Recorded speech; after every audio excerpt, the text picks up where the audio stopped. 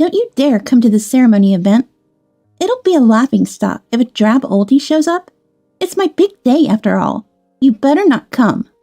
I felt dizzy at Callista's words of being everyone's laughingstock. It seems Callista doesn't consider me family. To her, I'm just an embarrassment. Hey, oldie, where are you now? The moment I pressed the call button, I was greeted by Callista's grating voice. She spoke rapidly, her voice laced with panic. It sounded like she was in a state of frenzy. Leaving such a ridiculous note. You think you'll get away with it? Where are you? Come back home, right now. I could hear Brooke's voice, too. Both of them sounded desperate. My name is Evelyn. I'm a 39-year-old housewife. I've been juggling part-time clerical work at a local real estate agency, with raising my daughter Callista and household chores for over a decade. I married Brooks 12 years ago. He had Callista, a child from his previous marriage. I met Brooks at my former workplace. Back then, I worked for a construction company, and Brooks used to come there for business. Our company was strict with clients, but Brooks always managed to charm me with his smile. I once recommended Brooks' products to the company. I wanted to be of help to him. As a result, his company got selected for a project. That led to us going out for meals, and eventually he proposed. I joyfully accepted, quitting my job to prepare for our wedding. Shortly before the wedding, Brooks revealed he was living with his 6-year-old daughter. I thought it was a lie at first. It was hard to believe, but it was true. I met Callista a week before the wedding. She was shy or something, hiding behind Brooks and not coming out to meet me. That's when I decided to live together for Callista, to turn her into a fine adult. Let's take care of Callista properly until she graduates from high school. I'm not sure why, but Callista's anxious eyes peeking from behind Brooks haunted me. Resolved, I chose to marry Brooks. It was my first marriage, and my family was strongly against it. Dad was furious, calling it nonsensical and ridiculous, but I went against my parents' wishes and married. Had I listened to them, I might have avoided the hell that was to come. 12 years into this marriage, Callista is now 18, on the verge of graduating high school. It should be a moment of joy, but I couldn't feel happy. The thought of making her a fine adult, as I had resolved when deciding to marry Brooks, came back to me. Hey, oldie, where's my knit shirt? You didn't steal it, did you? A couple of years after we started living together, Callista began calling me oldie. At first, she was kind. She gradually got used to me, but then she started calling me oldie, and her attitude became rougher. Is this the knit shirt you're talking about? I pulled it out from the laundry I was folding and handed it to Callista. Why did you wash it? What if it shrinks? It's supposed to be dry cleaned, you know? You really don't get it, do you? So clumsy. I had hand-washed and air-dried the knit shirt, thinking the cleaning process would damage its fabric. But I couldn't explain this to Callista, and could only respond with, I'm sorry. Callista snatched it from my hands as if she was grabbing it and said, You're really useless, before leaving. Her words were like thorns piercing my heart. I couldn't argue back, only apologize. I didn't understand why Callista had become so rough with me. Initially, I thought she was mocked for her father's remarriage, but apparently that wasn't it. Around that time, Brooks' attitude towards me started to change. He used to smile like he did when he was selling, but lately, he stopped smiling at home, and often seemed in a bad mood. And he began to call me, hey, or you. Callista's attitude towards me changed along with his. I thought maybe I wasn't doing enough, so I made sure not to slack off with household chores, and to keep a close eye on Callista. I wanted her to grow up to be a fine adult. But contrary to my wishes, Callista's behavior towards me got worse day by day. Calling me oldie had become the norm. I never heard a thank you from Callista anymore. Strangely, during parent-teacher meetings in elementary school, they said Callista was normal in class, showing no signs of a rough attitude. Brooks talked to Callista normally, and even smiled at times, meaning it was only towards me that she was so terrible. This hurt me even more. I couldn't talk to Brooks about it, as he had grown cold towards me, a far cry from his old self. I had no one to consult. I continued my life with a heavy and dark weight on my heart. I became isolated within my home. My isolation at home worsened. Since middle school, Callista stopped telling me about school, with Brooks attending events instead. I had to hear about the dates for sports days or art festivals from neighbors. It seemed like Brooks and Callista were getting along well, sometimes going out together. I wanted to be treated as part of the family by Brooks and Callista. I had hoped we would live happily together. I never knew not having that wish come true could be so painful. And Brooks' attitude towards me kept getting worse. "There's dust on the stairs. Clean it up. Aren't you the housewife? The toilet paper is running out. Are you even cleaning the bathroom? And you're really clumsy." I often received such remarks from Brooks. Originally, when we first married, we shared household chores. Brooks had been doing housework living with Callista. In the beginning, he was happy we could share the chores. Now, I do all the housework. "It's not right for the housewife to do all the chores." Brooks used to say that. Callista was an easy child to take care of, but that only made me feel more hindered and depressed.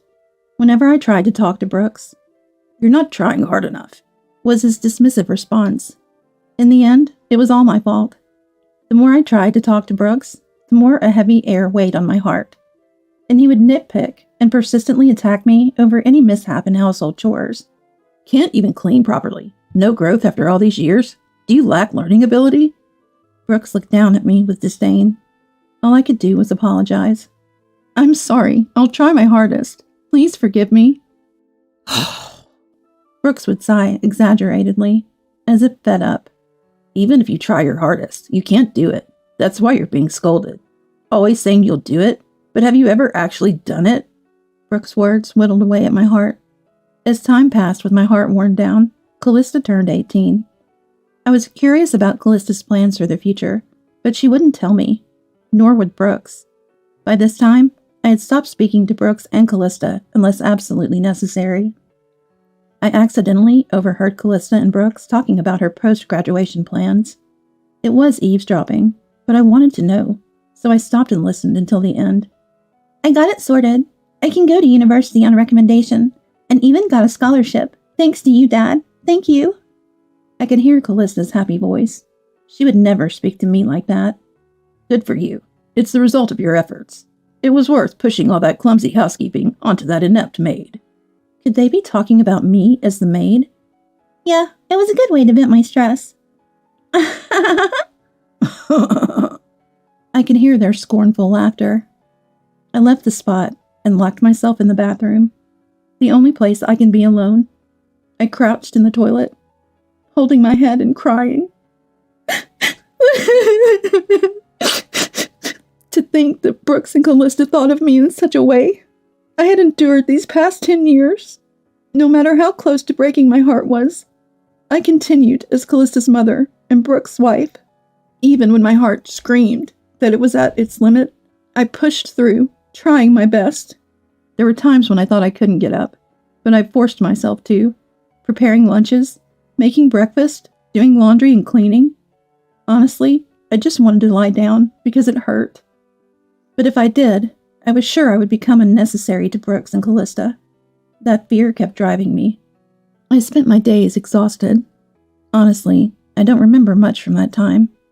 One day, when I was out shopping, a neighbor told me something shocking. Tomorrow was Callista's high school ceremony event. I couldn't say I didn't know and just vaguely smiled before leaving. As soon as I got home, I collapsed on the sofa. I had always thought about making Callista a respectable adult. Her high school graduation was supposed to be a milestone. Yet again, I was left out.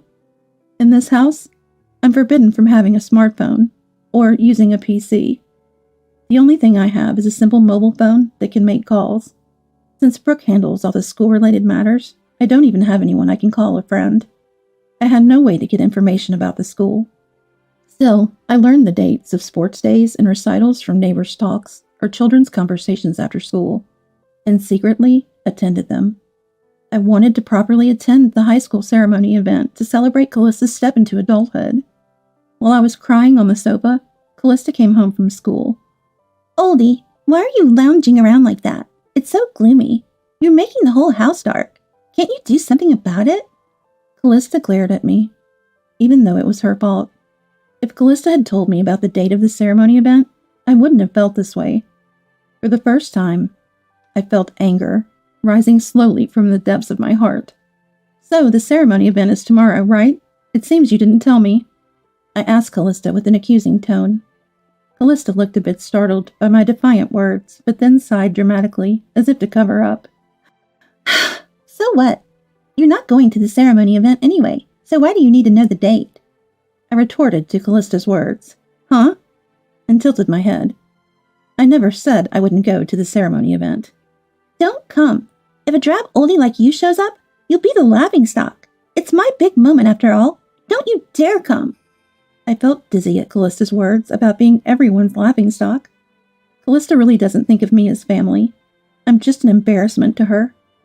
I had hoped for forgiveness this time, but it wasn't granted. The words "don't come" from Callista stabbed me in the heart. I was clearly just a nuisance, as Callista herself made clear. That night, Brooks came home with a suit and a dry cleaning bag. He had taken the suit to the cleaners himself without asking me. Brooks obviously knew about Callista's ceremony event. Seeing me look at the suit, Brooks said, "That's right, you didn't hear it from Callista." He looked at me with pity, laughing mockingly. Indeed, I'm the least needed in this house. Thinking of them as family was just my wishful thinking. My heart had already surpassed its limit a long time ago, I realized then. So, I decided to end being a part of this family. The next day, Brooks and Callista left for the high school ceremony event together. I was left behind as usual. And, "We'll eat out tonight, so don't bother with dinner," Brooks told me. I wasn't invited. The old me would have cried and given up, even with such treatment. But those days are over now. I had decided to leave this house. I had made up my mind last night. As soon as the two left the house, I quickly packed my bags, left a note, and walked out. I couldn't be a part of Callista and Brooks's family anymore. I decided to go to my parents' house, about an hour away by bus. At my parents' house, I would start the process of cutting ties with Brooks and Callista. In the note I left at home, I wrote about severing family ties, wanting to live alone, and requesting to discuss details through a lawyer. As of last night, I hadn't found a lawyer, but I was sure Dad would introduce me to one. My family has been owned by wealthy landowners for generations. Dad owns quite a bit of real estate and is known as a distinguished person in the area. He surely had contacts with lawyers in his network. I remember meeting a lawyer when I was at my parents' home. Apart from consulting a lawyer, another task was to sell the house where Brooks and Callista still live. The house was built on land owned by Dad, and he had paid for its construction as my wedding gift. I had been slowly repaying Dad from the money I earned from my part-time job in real estate. This part-time job was also through Dad's connection. Dad is the owner of both the building and the land. It's registered in his name. At that time, Brooks probably thought the house was a gift and never asked about the ownership.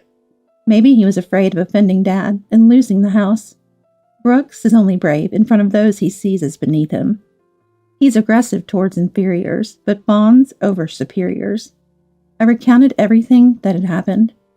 As I spoke, tears flowed uncontrollably. My sobbing was incessant, and I had to pause my story many times. But Dad listened till the end. Tears welled up in his eyes, too. What made me happy was that Dad didn't blame me for my decisions back then. In the end, "You've had it hard," he said. Then Dad made several phone calls, and soon lawyers and real estate management people came to the house. Everything happened quickly after that. It was decided that the house would be demolished. The demolition was set for a week later.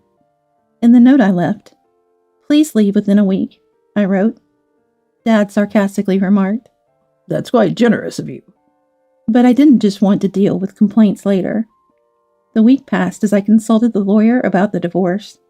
I told Mom about the divorce too, and we cried together. I'll never forget the moment Mom's face turned devilish for a second. Dad and I also talked about the future. I had to establish a new life foundation. It took courage and was painful to talk to my parents, but once I did, my heart felt lighter, and for the first time in 10 years, I slept soundly. After a relatively peaceful week at my parents' home, my mobile phone rang. As expected, it was Callista. Honestly, I didn't want to talk anymore. The memory of Callista's past treatment came back, leaving a dark stain on my heart. I decided to ignore it. But the calls didn't stop, and Brooks also called repeatedly. They must have been calling about the note I left. Maybe they were contacted by the demolition company. And for 10 years, Callista had always called me oldie or you. She had been exploiting me. The way I was treated for so long was nothing like how a family should behave. The thought of dealing with Brooks and Callista again sent shivers down my spine. However, I can't just leave things as they are. I need to settle the past properly to move forward. Also, simply running away and leaving things unresolved won't satisfy me. After the terrible treatment I've received, I owe Brooks and Callista a fitting response. With resolve, I answered the phone. Hey, oldie, where are you now? As soon as I pressed the call button, I heard Callista's annoying voice. She spoke rapidly, her voice dripping with panic. She seemed to be in a state of a frenzy. Leaving such a ridiculous note and thinking you'll get away with it? Where are you? Come back home right now. I could hear Brooks' voice too. Both of them were panicking. I imagined Callista returning from the ceremony event. Coming back from the event to find the oldie, her stress-relieving servant substitute, gone. And a note saying she should get divorced and leave the house. Even Callista would panic in such a situation. Especially on the day of an important ceremony event. I couldn't help but smile at Callista's desperation. Who is this? Callista was taken aback by my unexpected response. I hung up the phone. Then, I called the real estate management company to confirm when the demolition would start. As scheduled, it was to start tomorrow, and Brooks had been informed. I requested to postpone the demolition to the day after tomorrow and asked them to inform Brooks of the delay. 1 day of reprieve was given. Brooks would likely come here. That's when I would unleash my retribution on Brooks and Callista. Brooks and Callista called dozens of times, but I ignored them all. The next day, around noon, I heard the doorbell ring. Ding dong! I could hear pounding on the front door. It must be Brooks and Callista. They probably wanted to come earlier, but the bus connections are terrible, and could take an incredibly long time. Brooks and Callista were panting. They must have been in a rush. I'd arranged with Dad and Mom to stay back, so it seemed like I was the only one home. I led Brooks and Callista into the living room. Brooks entered the house, visibly shaken. He's intimidated by my dad. Dad is a wealthy and distinguished person in town, plus he has an imposing presence. Brooks probably sees him as superior. Callista, on the other hand, isn't intimidated at all. She seems fully intent on overpowering me and taking me back. She sat down in the living room chair, legs crossed. With arms folded, she silently gestured for me to sit across from her. I prepared tea with leisurely movements, taking my time before sitting opposite her. Impatient, Callista addressed me. What the hell is this about? Brooks, sitting next to me, placed the note I had left on the table. I didn't react at all, just silently stared into Callista's eyes. Callista looked away first, trying to shake off the awkwardness with a laugh. What was that "who is this" yesterday? Such a poor act. Still, I remained silent, continuing to stare at Callista. Callista became uncomfortable under my gaze, readjusting her seat and continuing to speak. Sorry, but you're just a clumsy oldie. You can't live without relying on us. You're like trash. I almost reacted to Callista's harsh words, but held back, because I noticed a tremble in Callista's voice. She must be putting on a brave front. Brooks had been silent this whole time, just observing how things would unfold. Stop being stubborn and come back home. Callista was trying to confuse and berate me into returning home. The more agitated Callista got, the calmer I responded. I don't have a family, do I? Oh, I have parents. But you two aren't my family, are you? Callista, too, must be feeling out of her depth. She raised her voice. What are you talking about? Dad and I are your family, right, Dad? Callista seemed to feel disadvantaged on her own and started seeking Brooks' support. Brooks looked around, ensuring no one else was present, and then, as if reassured, spoke to me. That's right. You can't live without us, so you're coming back. Brooks began to act arrogantly, noticing that my parents were not around. Looking back, what a weak man he is. Therefore, I have no family. I responded firmly. No matter what Brooks and Callista say, I will continue to treat them as strangers. Brooks and Callista are not my family. If they were, they wouldn't have treated me like a slave. A family is supposed to support and help each other, to be there for one another in times of need. But Brooks and Callista were different. They had treated me like a servant, and a vent for their stress for 10 long years. Brooks and Callista believed that it's normal. They don't realize how terrible and wrong it is. They have been oppressing me unconsciously. I'm amazed I endured it for 10 years. I'm impressed with myself. It all started when I saw Callista's anxious eyes peeking out from behind. Bound by my own words to raise Callista into a respectable adult. For those words, I devoted myself desperately to Brooks and Callista. So I endured until Callista's high school graduation. I had hoped that Brooks and Callista would change their attitude towards me by the time of her graduation, and that we could continue as a family. Naturally, they betrayed my expectations, leading to this situation. Everything was decided by their attitude the day before the ceremony event. That's why I'm treating them appropriately now. Brooks and Callista are no longer my family. That's why I won't treat them as such. Realizing the meaning behind my treating them as strangers, Callista changed her approach. Mom, Dad and I are your family, aren't we? Stop this pointless act, please. Somewhere along the line, I went from being oldie to mom in Callista's speech. Apparently, Callista is starting to realize things won't go as before. Brooks, too, is nervously watching Callista and me. You might not be my birth mother, but we've lived together for so long, so please listen to my request. Callista unraveled her crossed arms, clasping her hands together in front of her. Her previously defiant posture has reversed. I have no recollection of asking for requests from someone who isn't family.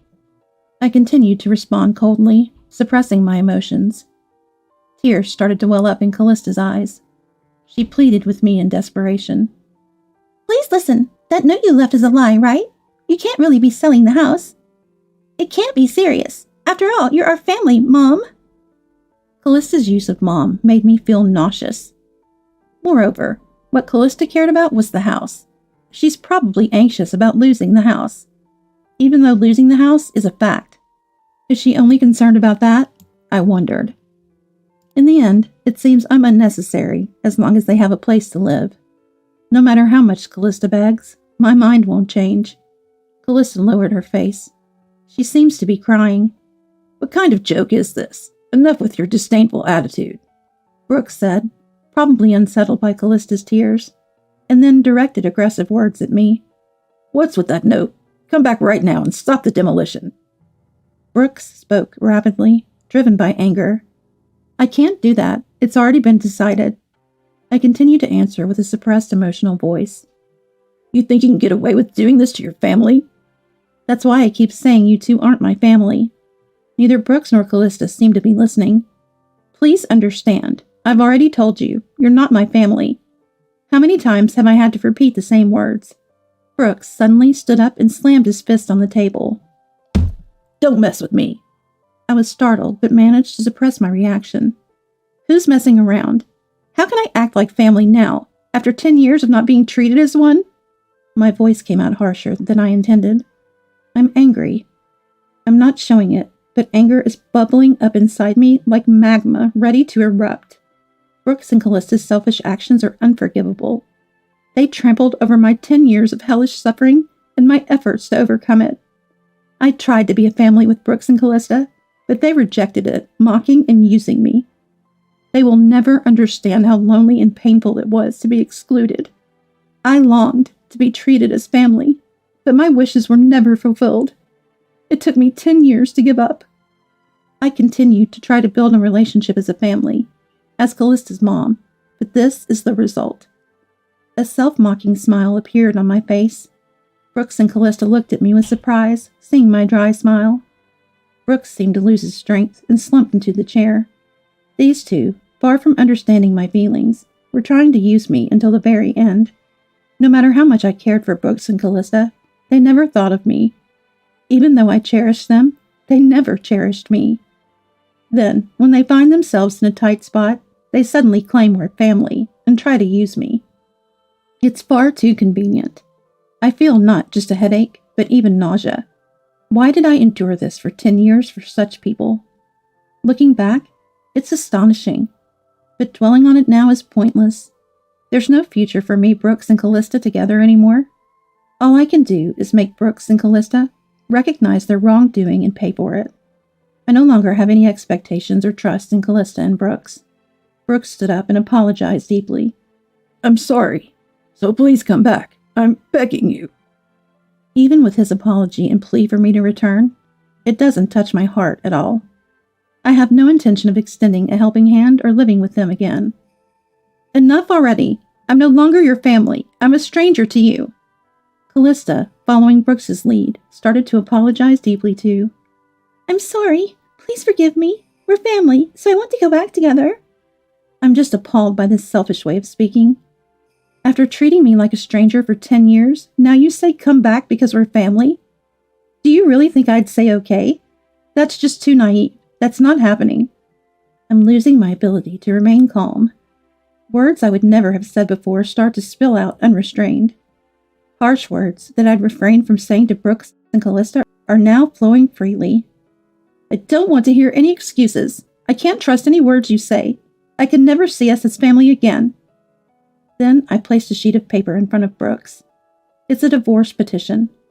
Of course, I had already signed it. "Write the divorce petition now. I'll submit it. Write it here and now." Brooks is shaking his head. Then he showed me a smile. "Think it over, will you?" I'm just astounded by Brooks's persistence. Such a small-minded man. That flattering smile he's showing me, I had always misunderstood it. The smile he showed when we first met was a sleazy expression used to size someone up. I had mistaken it for kindness. Even thinking about it now makes me angry. I stood up and called Dad and Mom from the back. Dad and Mom appeared in the living room. Brooks' mouth hung open so wide it looked like his jaw might drop off. Tyrone." Dad glared sharply at Brooks. Mom also looked stern. Brooks, just from being glared at, shrank and hunched his shoulders. "I apologize." Brooks apologized deeply, while Callista also apologized. "I'm sorry for the trouble caused by Ethelyn's misdeeds to you and Aubrey." I thought I heard wrong. My misdeeds? What is he talking about?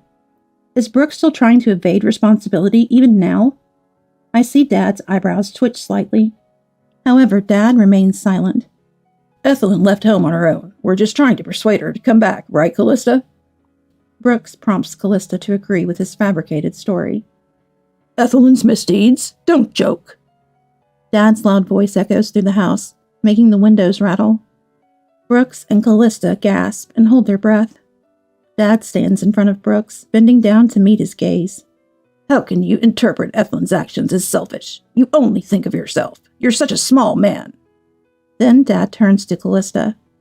"You two have done terrible things following this man. What did you think of Ethelyn, fool?" Again, Dad's loud voice resounds. Callista seems terrified, her body shaking. Dad stands up and glares at the two. "Callista, you've been causing trouble at school, too. I've looked into it." Indeed, Dad had a detective friend investigate Callista, who had been forcibly taking money from a female student at school. The victim was too scared to consult anyone, but Dad was preparing to help with a criminal complaint. Callista treated me the same way she did at school. Callista exclaims, "Lies!" and widens her eyes. "Did she snitch on me?" I feel like I'm seeing Callista's true nature. Absolutely no remorse. She's only thinking about getting through this situation. "And you, Brooks, you've been embezzling company money." This was also uncovered by the detective. Brooks had been making up business trips. I hired a detective to strengthen my case for divorce, but shockingly, incriminating facts about both emerged. "Why would you even? Was it her?" Brooks reacts just like Callista. No remorse. Too stubborn. They won't just face punishment from me. They need to face social consequences too. Mom speaks up. "Well, that's enough. Sign the divorce papers and leave this house as soon as possible." Brooks, while crying, mutters, "No, I don't want to." But he seems to give up after Dad hands him the pen. He sits down and signs the divorce papers. I glance at the clock. It's almost 7 p.m. The last bus home is at 7:30 p.m. Missing it means no other buses until tomorrow morning. It's a small town, no taxis available. If they miss the last bus, Brooks and Callista won't make it in time for the demolition tomorrow. They probably didn't bother packing, thinking they could persuade me. As I hesitated whether to tell them about the last bus, Callista suddenly started talking in a sulky tone, saying something unbelievable. But this divorce was initiated by the oldie, right? Dad, you should get alimony. It seemed Callista had given up and become defiant, realizing everything was exposed. Dad and Mom looked shocked. That's impossible. What you two did is a serious crime. Callista faltered for a moment. Show me the proof, but retorted defiantly. I placed a notebook on the table. This is the diary I started writing since I got married. Callista glared at me with a mocking look. How can you have any evidence without a mobile phone or PC? You don't seem to know that a diary is valid evidence. It's not just videos, audio, or images that count. Callista looked stunned. That's right, the lawyer agreed. This diary is substantial evidence. Brooks and Callista, realizing their defeat, hung their heads.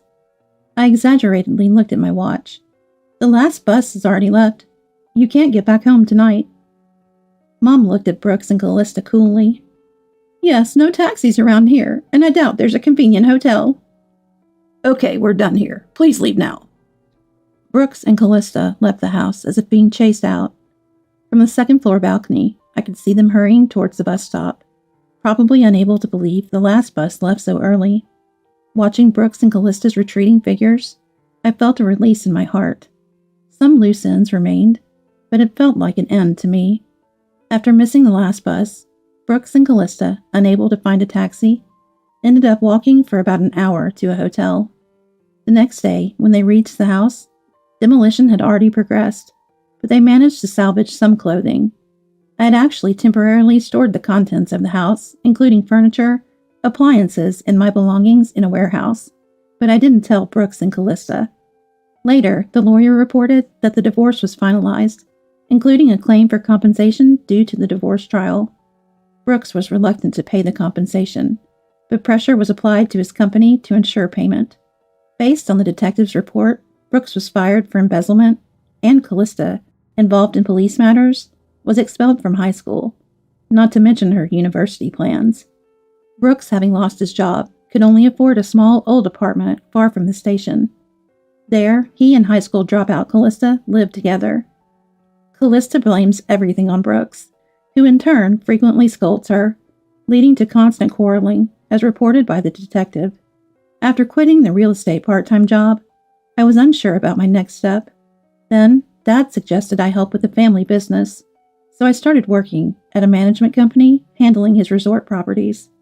Life in a resort area is a change from city living, surrounded by nature, and it's refreshing change. I also started keeping a dog, so I don't feel lonely living alone. Right now, this dog is enough to be considered family. I'm content living a relaxed life with just me and my dog.